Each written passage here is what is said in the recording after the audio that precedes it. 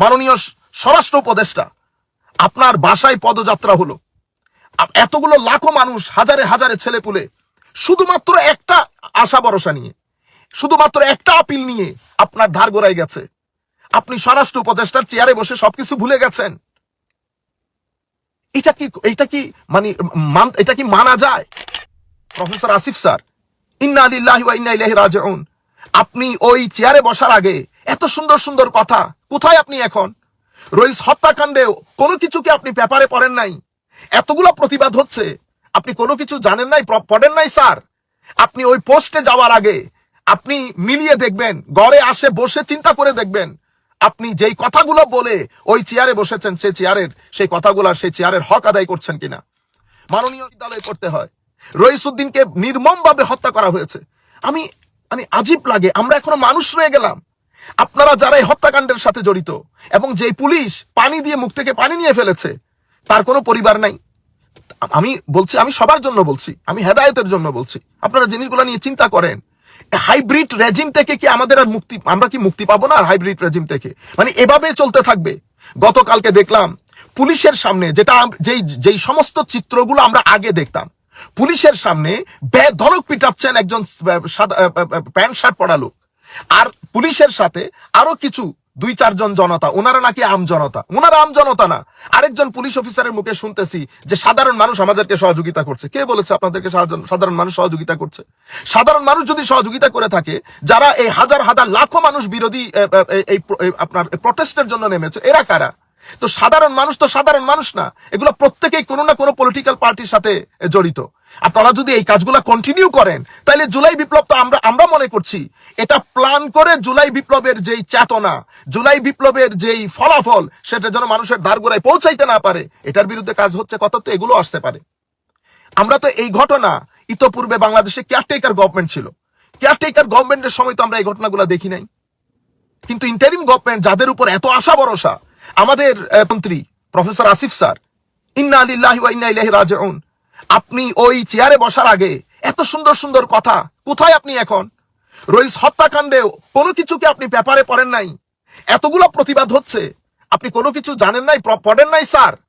আপনি ওই পোস্টে যাওয়ার আগে আপনি মিলিয়ে দেখবেন, ঘরে আসে বসে চিন্তা করে দেখবেন, আপনি যেই কথাগুলো বলে ওই চেয়ারে বসেছেন, সেই কথাগুলো, সেই চেয়ারের হক আদায় করছেন কিনা। মাননীয় স্বরাষ্ট্র উপদেষ্টা, আপনার বাসায় পদযাত্রা হলো, এতগুলো লাখো মানুষ, হাজারে হাজারে ছেলেপুলে, শুধুমাত্র একটা আশা ভরসা নিয়ে, শুধুমাত্র একটা আপিল নিয়ে আপনার ধার গোড়ায় গেছে। আপনি স্বরাষ্ট্র উপদেষ্টার চেয়ারে বসে সবকিছু ভুলে গেছেন। এটা কি মানা যায়? আসসালামু আলাইকুম ওয়া রাহমাতুল্লাহি তাআলা ওয়া বারাকাতুহু। দূরের এবং কাছের যারা যেখান থেকে বসে আমাদের সাথে সংযুক্ত হয়েছেন, আমরা সকলের প্রতি আন্তরিক মোবারকবাদ এবং ধন্যবাদ জানাচ্ছি।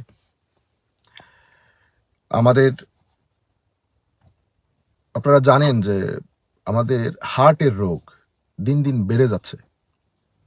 এটার অনেক কারণ আছে। তোমাদের একটি কারণ হচ্ছে, কোনো রাষ্ট্রের মধ্যে যখন মানুষ সুবিচার থেকে বঞ্চিত হয়, কোনো রাষ্ট্র যখন তার জনগণকে সুবিচার দিতে ব্যর্থ হয়, এটা দিয়ে মানুষের ভিতরে যে ক্ষোভের তৈরি হয়, সেই ক্ষোভও মানুষের এই যে হার্ট ডিজিজটাকে অনেক বাড়িয়ে ফেলে, এবং হার্ট অ্যাটাকের রেট অনেক বেড়ে যায়। আমি গতকালকে আমার ছেলেদেরকে বেধড়ক পিটানোর দৃশ্যগুলা দেখছিলাম। আমি আসলে কি বলবো, কি চিন্তা করব, আমি ঠিক বুঝে উঠতে পারছি না। হাইব্রিড রেজিম থেকে কি আমরা কখনো মুক্তি পাবো না? ইন্ডেক্স অফ ডেমোক্রেসিকে 3 ভাগে ভাগ করেন ওনারা: ফুল ডেমোক্রেসি, ফ্লুইড ডেমোক্রেসি এবং হাইব্রিড রেজিম।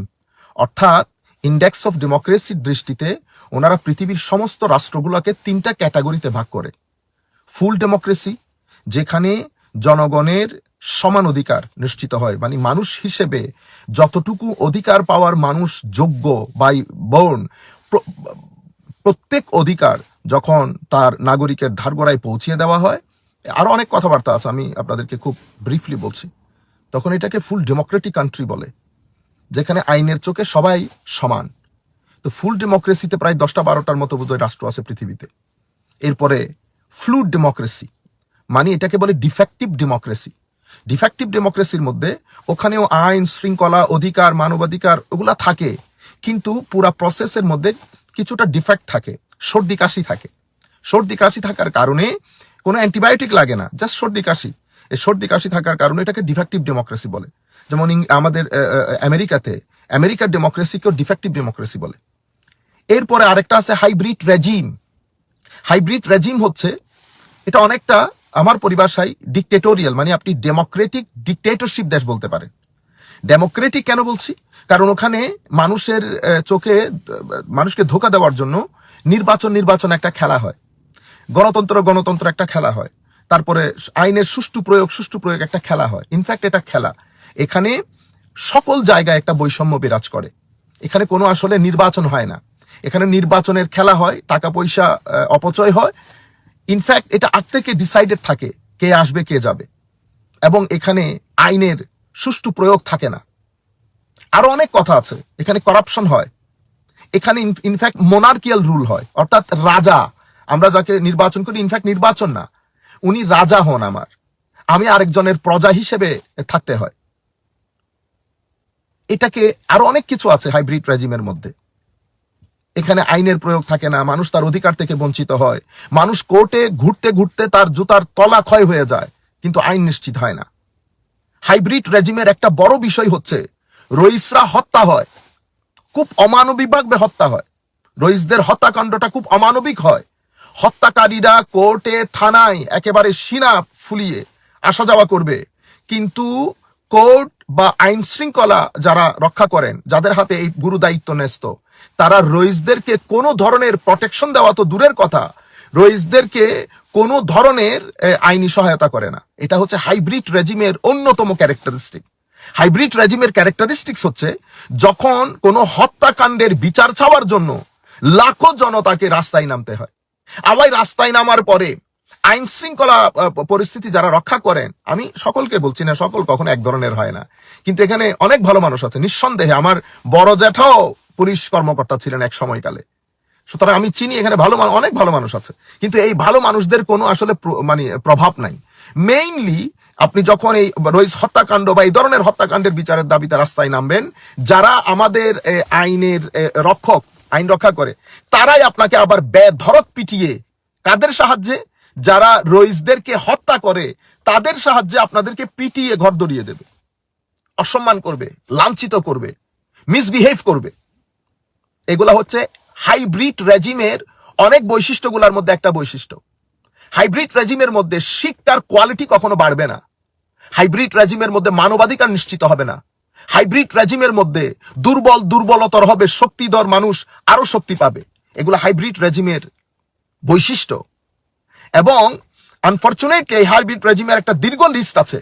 সেই লিস্টের মধ্যে বাংলাদেশের অবস্থান এখনো বোধহয় 79 থেকে 89 এর মাঝখানে। আমি এগুলো পড়েছি অনেক আগে, কিন্তু আমার দুঃখ লাগে আমরা কি হাইব্রিড রেজিম থেকে আর মুক্তি পাবো না? কেন বলছি এই কথাগুলো? রইসকে মারা হলো, রইসুদ্দিনকে কেন মেরেছে, কি কারণে মারা হয়েছে, বিষয়গুলো স্পষ্ট। আমাদের জুলাই বিপ্লবের পরে ইন্টারিম গভর্নমেন্ট যখন হুকুমতে ক্ষমতায় আসলেও এখানে আমাদের কিছু ধর্মীয় দল, আমরা এখন ঠিক বুঝতে পারছি না আসলে কে আমাদেরকে শাসন করে, কি ওই ধর্মভিত্তিক উগ্রবাদী দলগুলো?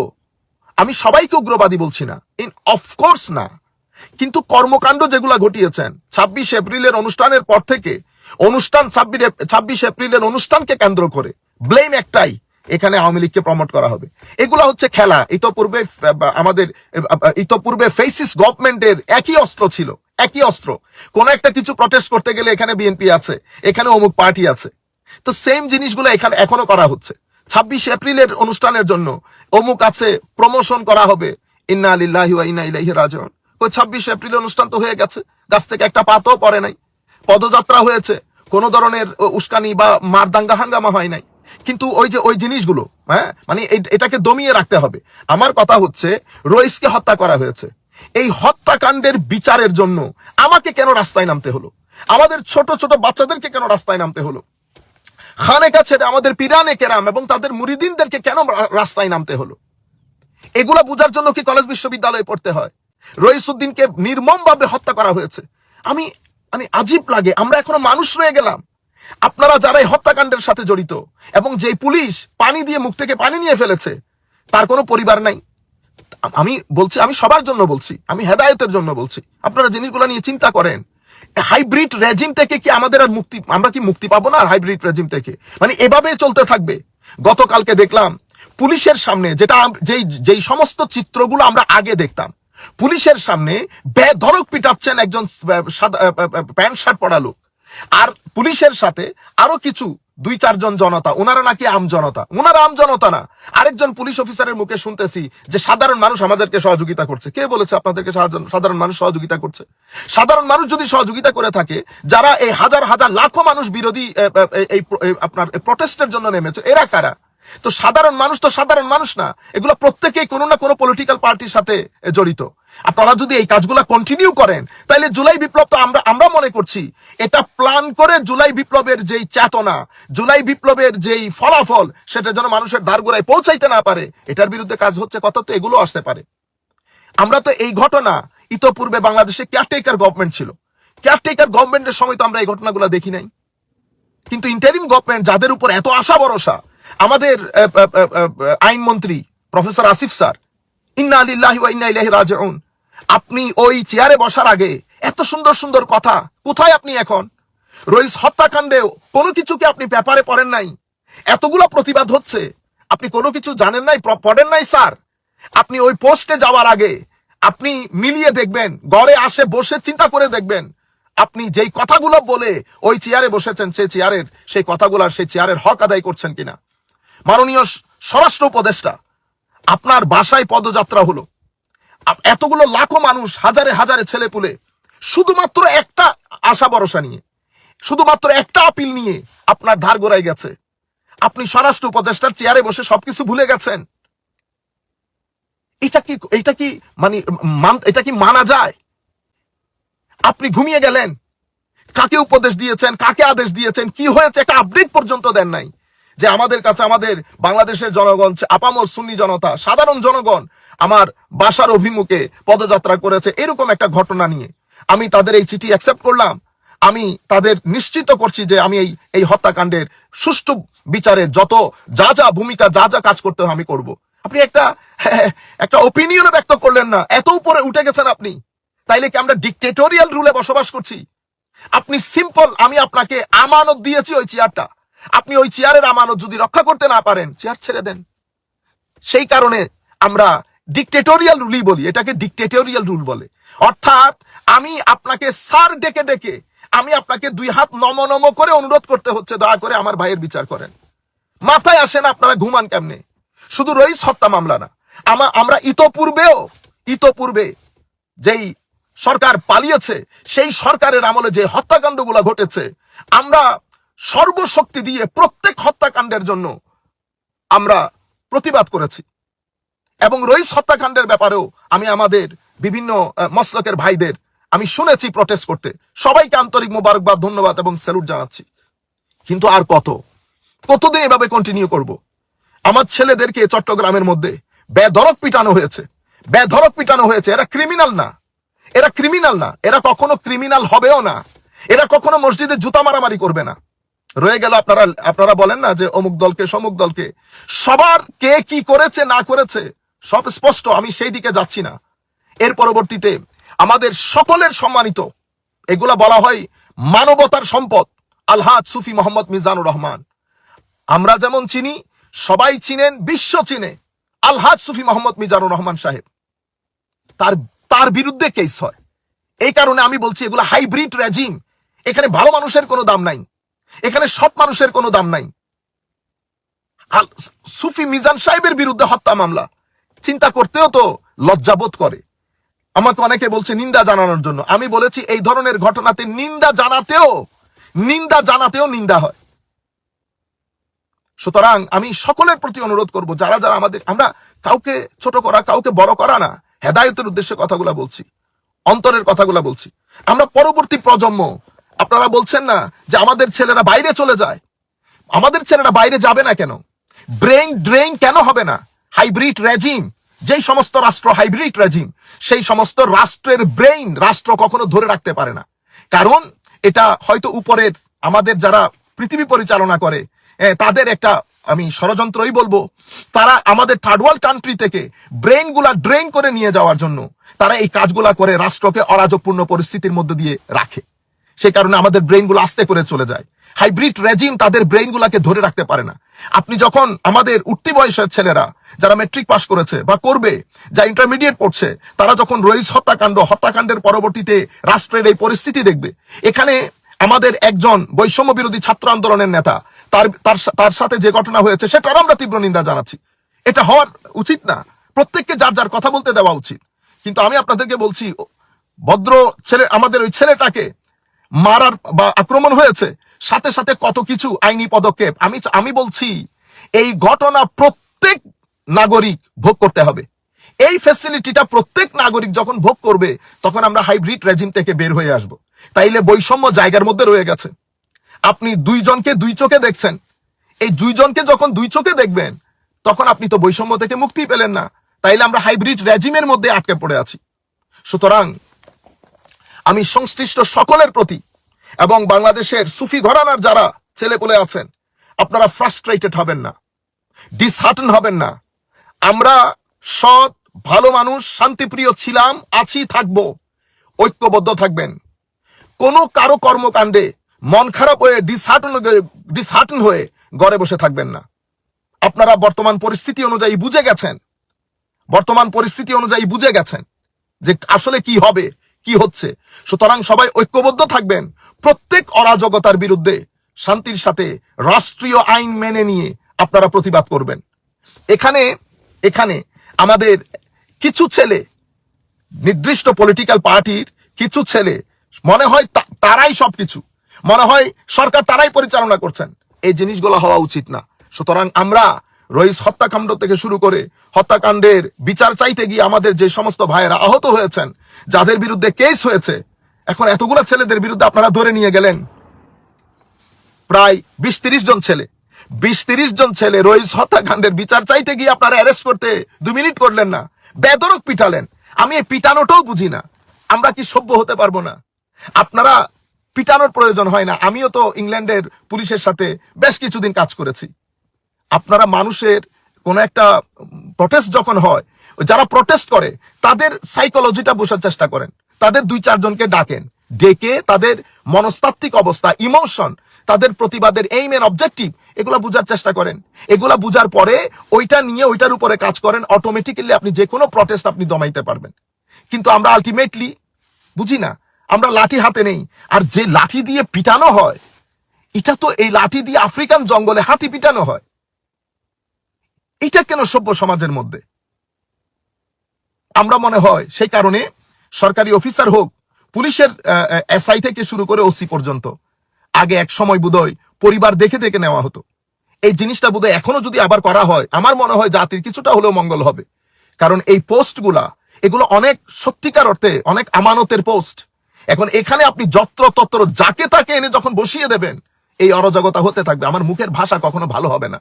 সুতরাং এখানে শিক্ষিত, মার্জিত এমন পরিবারের সন্তান নেওয়া হোক যে পরিবারে অলরেডি সরকারি অফিসার রয়েছে, আমার মনে হয় আর কি।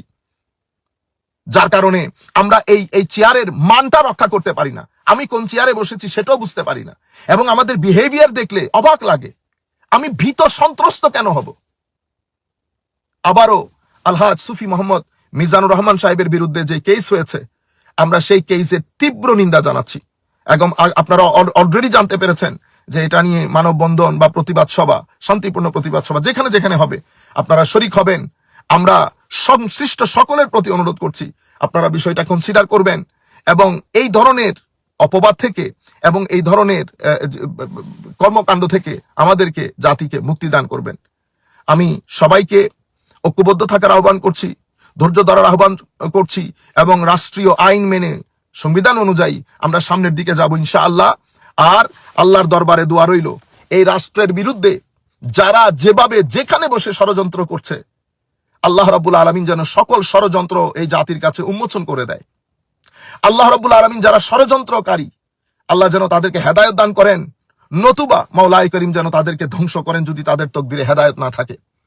এবং বাংলাদেশের পৃথিবীর বিভিন্ন অঞ্চলে বসে এই রাষ্ট্রকে সুসংহত রাখার জন্য, এই রাষ্ট্রকে সামনের দিকে এগিয়ে নিয়ে যাওয়ার জন্য যারা যেভাবে কন্ট্রিবিউট করছে, কথা বলে, কাজ করে, সহযোগিতা করে, রেমিটেন্স পাঠিয়ে, আমরা সকলের প্রতি আন্তরিক মুবারকবাদ, ধন্যবাদ এবং সশ্রদ্ধ সালাম জ্ঞাপন করছি। আজকে এতটুকুনি। ওয়ামা আলাইনা ইল্লাল বালাগুল মুবিন।